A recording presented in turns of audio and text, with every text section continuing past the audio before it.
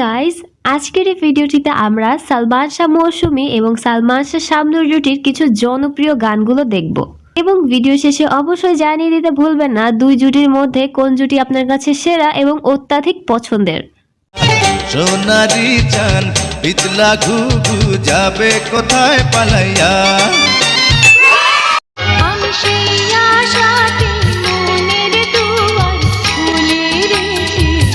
এদিকে সালমান শাহ মৌসুমী জুটির প্রথমেই যে গানটি থাকছে সেটি হচ্ছে ও আমার বন্ধু গো শিরোনামের গানটি। ও আমার বন্ধু গো চিরসাথী পথ চলা। এটি কিয়ামত থেকে কিয়ামত সিনেমার অত্যন্ত রকমের জনপ্রিয় একটি গান।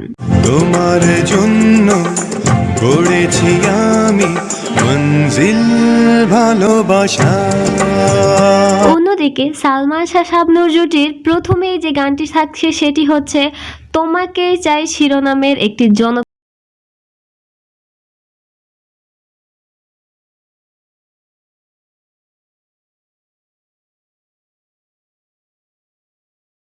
তোমাকেই চাই সিনেমার একটি টাইটেল ট্র্যাক।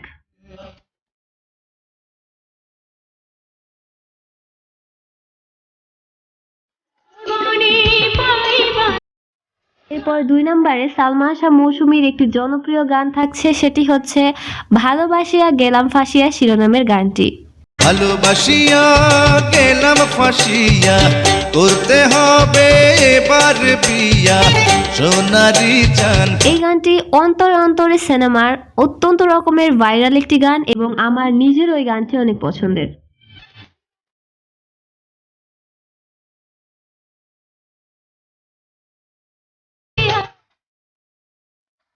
অন্যদিকে 2 নম্বরে সালমান শাবনূর জুটির যে গানটি থাকছে সেটি হচ্ছে ও সাথী রে শিরোনামের গানটি। সাথী রে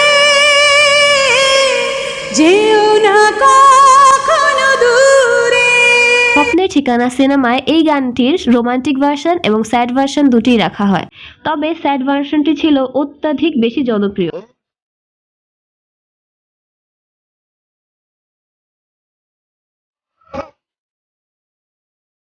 এরপর 3 নম্বরে সালমান শাহ মৌসুমী জুটির যে গানটি থাকছে সেটি হচ্ছে এইখানে দুজনে নিরজনে শিরোনামের গানটি। এখানে দুজনে নিরজনে সাজাবো প্রেমের পৃথিবী। গানটিও অন্তরে অন্তরে সিনেমার মোস্ট ভাইরাল একটি সং। পাখি শোনাবে যে গান সুরে ভরে দেবে প্রাণ ফুল দেবে ছড়িয়ে সুরভি। অন্যদিকে 3 নম্বরে সালমান শাবনূর জুটির যে গানটি থাকছে সেটি হচ্ছে এই দিন সেই দিন শিরোনামের গানটি। এই দিন সেই দিন কোনো দিন তোমায় ভুলবো না। স্বপ্নের ঠিকানা সিনেমার এটিও অত্যন্ত রকমের একটি জনপ্রিয় গান। চলতে চলতে পাবো দুজন স্বপ্নের ঠিকানা।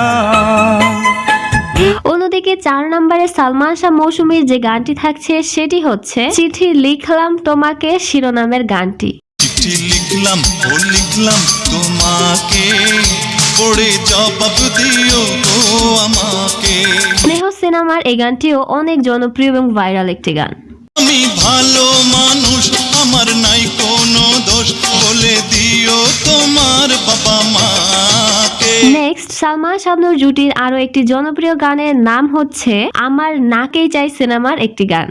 আমার মন বলে রে যা কিছু আমার সবই যে তোমার। নেক্সট সালমান শাহ মৌসুমীর যে গানটি থাকছে সেটি হচ্ছে শুধু একবার বলো ভালোবাসি শিরোনামের গানটি। শুধু একবার বলো ভালোবাসি। এটি সালমান মৌসুমীর দেনমোহর সিনেমার একটি গান। শুধু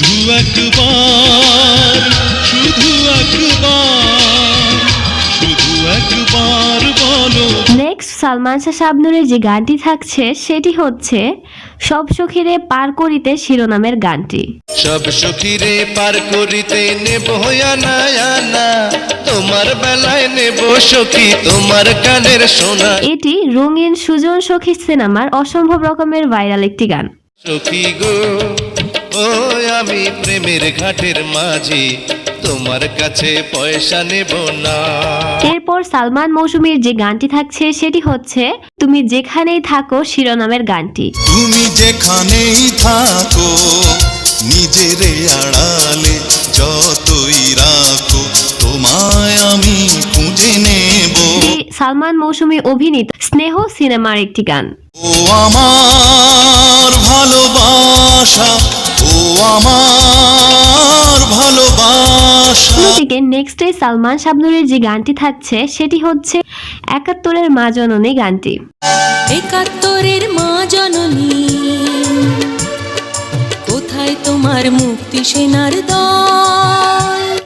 এটি বিক্ষোভ সিনেমার অনেক অনেক অনেক ভাইরাল একটি গান, যেটি কিনা এখনো বাংলাদেশের ভাষা আন্দোলন কিংবা স্বাধীনতা দিবসের মতো দিনে গানটিকে বিভিন্ন টিভি চ্যানেলে সম্প্রচার করা হয়ে থাকে। যারা অস্ত্র হাতে ধরেছিল মাগো তোমার তরে মরেছিল।